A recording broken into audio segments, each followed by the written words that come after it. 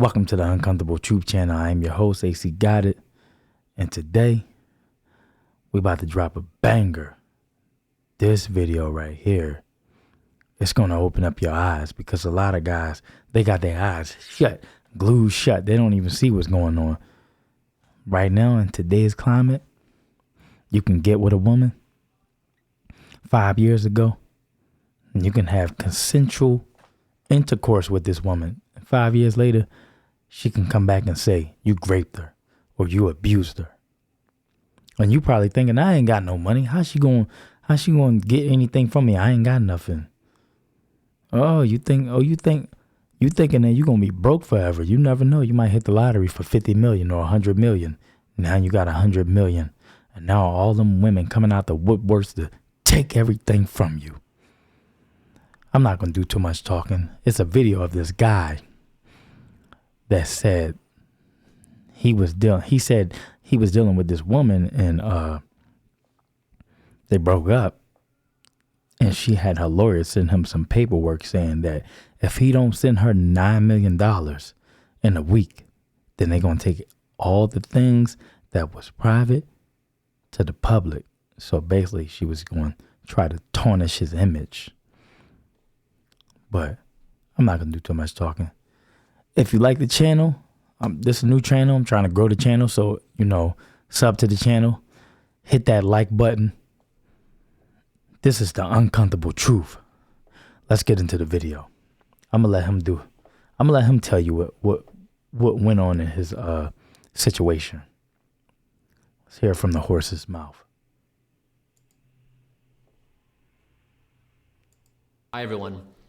2.5 years ago, on a normal Tuesday morning, I was going about my normal routine, and I received an email from a lawyer that attached a 13-page letter from my former fiance.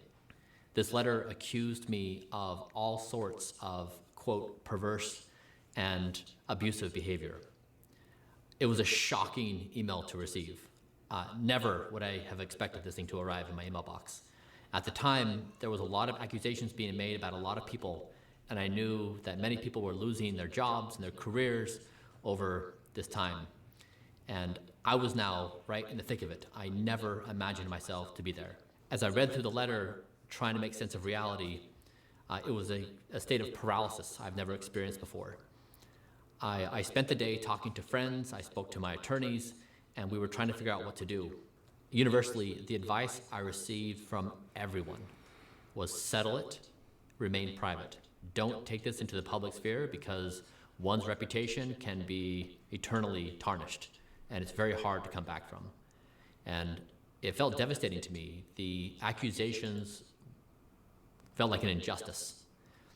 And I went to bed that night realizing that this was one of the most significant moments of my life.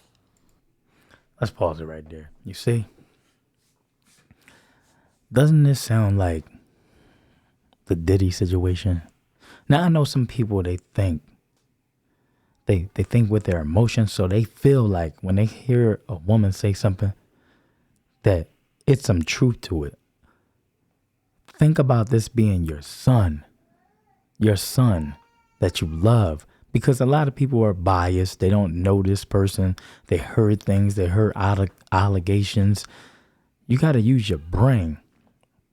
When a woman's with a man who makes a whole lot of money, just think about this. Most women who get with these rich guys, they're looking for a come up.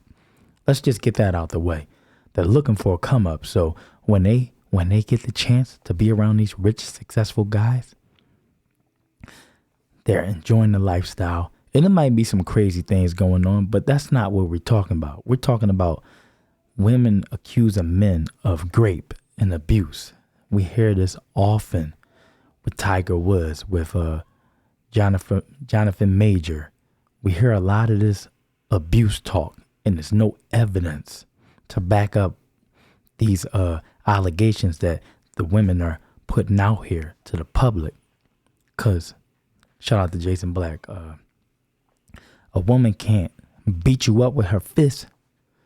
She's going to beat you up with her words, tarnish your image, make up lies And I'm not saying all women do this, but this woman, Cassie, she was with Diddy for 10 years.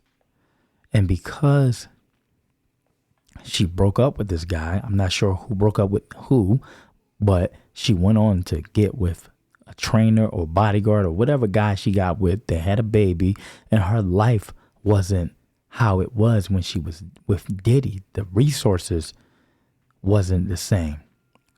And she didn't get the status, because when you're with Diddy, you have all this status, all this attention. And she started to notice that the attention wasn't the same. The resources, her lifestyle wasn't the same. So she came up with a strategic plan, allegedly, to tarnish his image. First of all, they had an NDA, but I was just watching one of Jason Black programs where he said that if it's something that happened, like some type of criminal activity happened, then you can break the NDA. So that's the way they did it. But if you don't have no proof of any type of criminal activities, is it any type of penalty towards you for lying? No. You get to lie and break the NDA and put out all the business and expose everything that was going on, except for the truth, except for the abuse.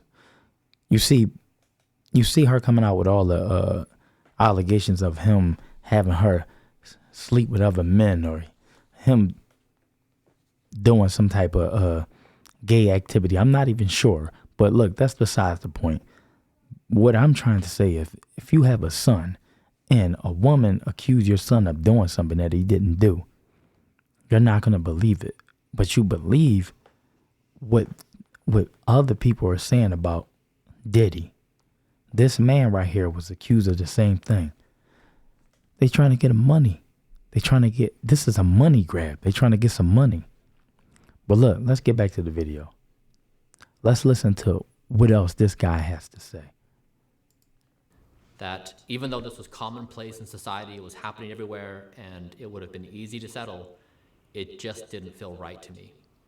And I went to bed that night wondering what I should do. And the next morning, I woke up and I felt a firm conviction that I needed to stand up for myself. I needed to take this course. And now 2.5 years later, it has finally wrapped up. But it has been devastating, it has been costly, it has been stressful, it has been ruinous in so many ways. And I hope that my experience going through this and sharing it with you will somehow make society better. And so what I've done is I've written out what I'm going to say today, because I have carefully thought about what I'm going to say. Not something I wanted to just riff on generally as I explain the details. So if you'll bear with me, I'll go through the entirety of what has happened over the past 2.5 years.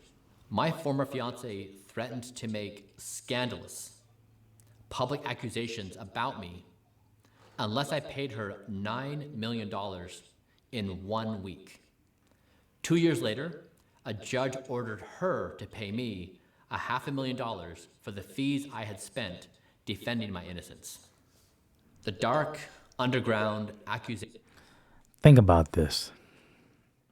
Because I heard some people saying, yeah, Diddy's he's guilty because he paid the money. If you had a lawyer tell you that it's going to cost you $100 million or $50 million to fight the case to prove your innocence, or you can just pay $10 million or $5 million and make it all go away. Now, some people thinking just because he made the case go away, that means he's guilty.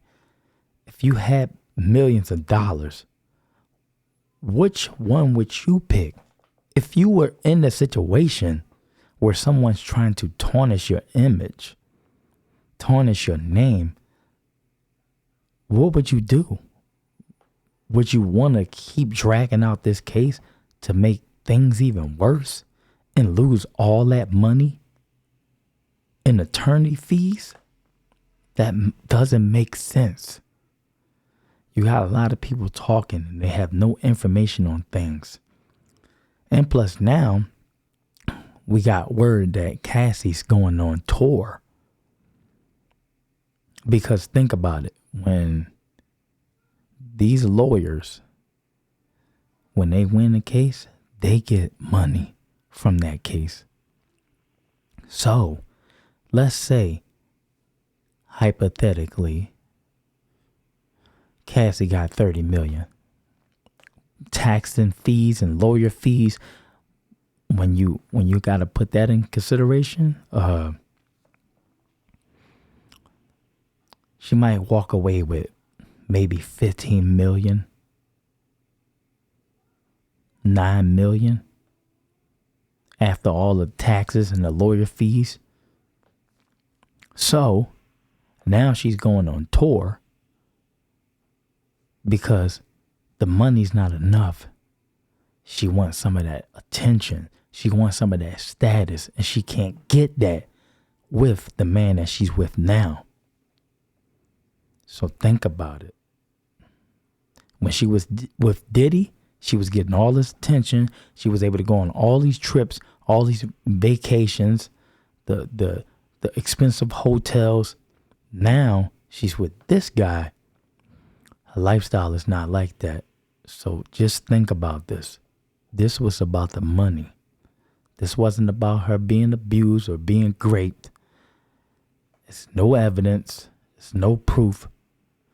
As a man and as a woman, you shouldn't believe anything anyone say or anything the media say. They try to say Tiger Woods did something. They try to say Bill Cosby did things. These rich, successful men, when they're getting on the elevator to go to their hotel, it's a bunch of women right there waiting for them. And what type of women do we always see? Because Cassie, she's not black. We always see these Latino or these white women going after black men, but they don't go after just black men. They go after white men too. But they know that these black men, most of the rich, successful black men, they got like some type of appetite for these white women or these Latino women. And these Latino women, these white women, they're taught by their mothers to go after these rich, successful men to extract resources from them. But look, let's get back to the video and hear what else he has to say. Economy. Okay, so how did this happen?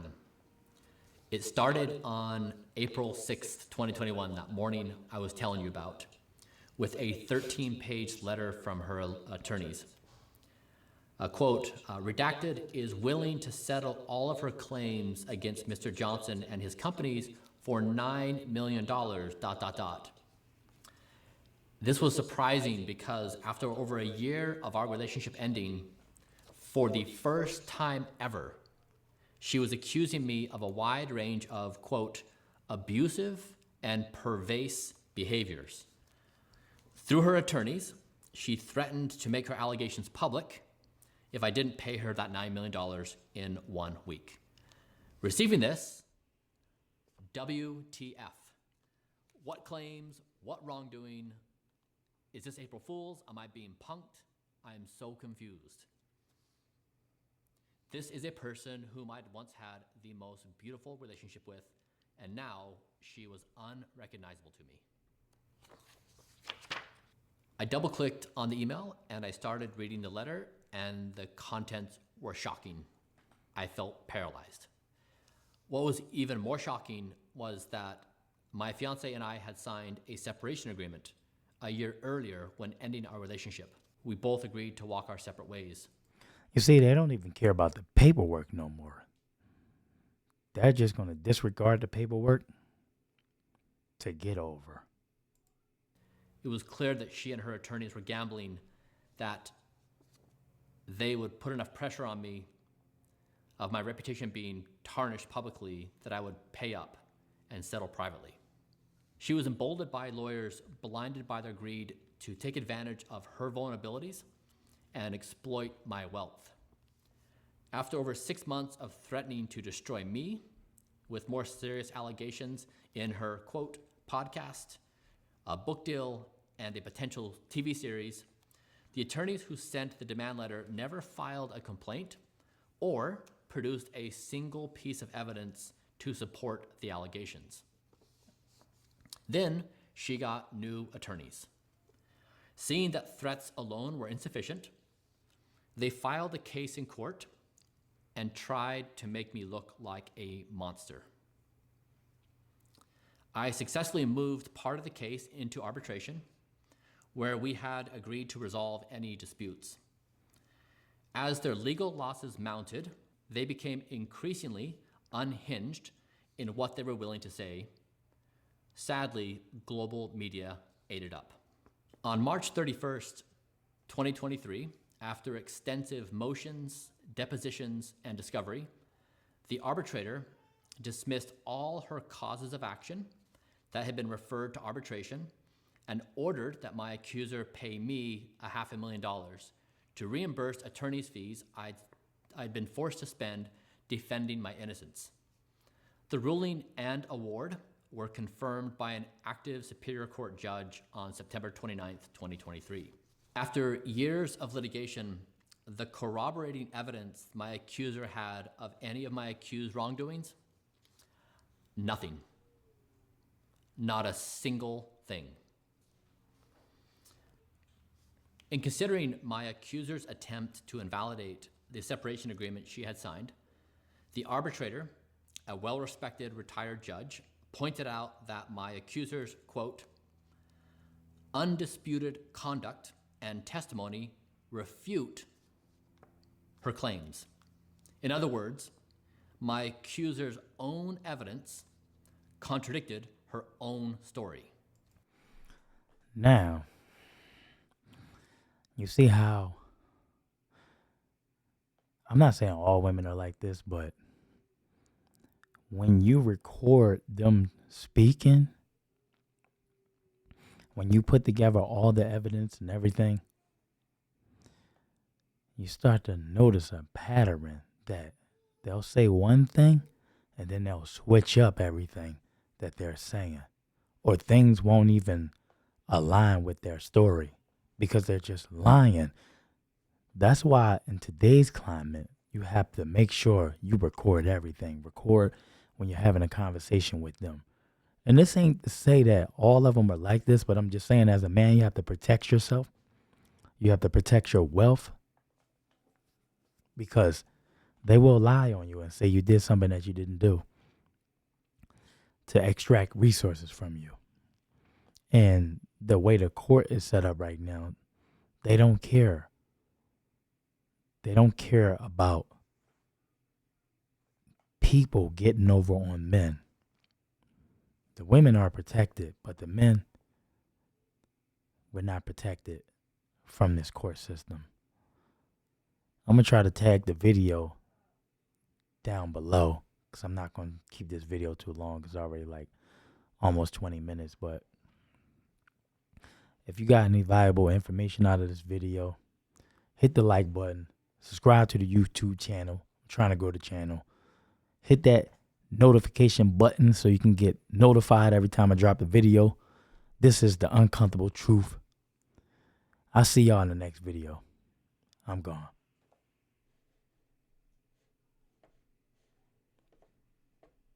All right, you can exit out, watch the next video or something. I'm gone. I'm trying to find a button to stop it.